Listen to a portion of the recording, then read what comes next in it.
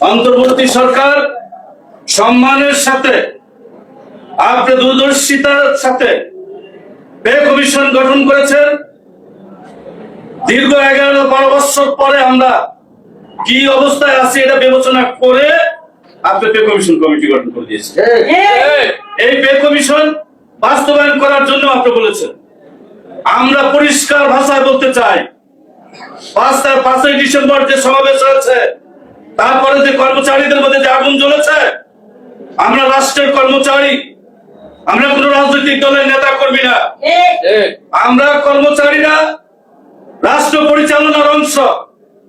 আমরা যদি খেতে না পাই, আপনি নিজে বলেছেন আমাদের খাওয়ার কষ্ট, আপনি নিজে বলেছেন আমরা পড়ার কষ্ট, আমরা চলতে পারছি না, কিন্তু এখন পর্যন্ত আমাদের সেই ঘোষণাটা আজও আসে নাই। ধৈর্যের সাথে আমরা মোকাবেলা করছি।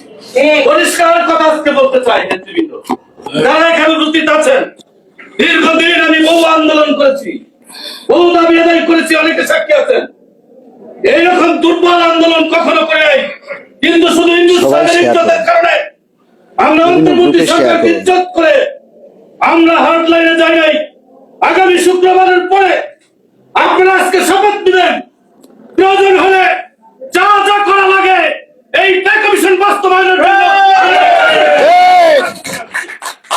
কি মনে করেন সরকারি কর্মচারীরা বেঁচে আছে নাই?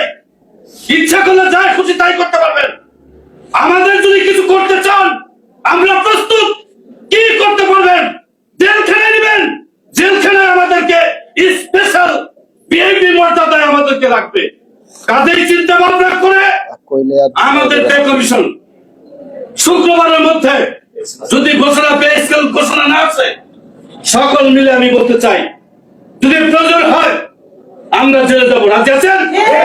কিন্তু পে কমিশন বাস্তবায়নের ঘোষণা আমরা শুক্রবারের আগে চাই। শান্তিপূর্ণ ভাবে রাষ্ট্রের প্রধান পে কমিশনের চেয়ারম্যানের সাথে একটা সাক্ষাৎ চেয়েছি। লক্ষ লক্ষ লোক আমাদের কথা জমায়েত হয়। এই কথাটা কি ওই সচিব সাহেবরা চিন্তা করেন না? যদি চিন্তা না করে থাকেন চরম ভুল করতেছেন। আমরা আলোচনার টেবিল চাচ্ছি।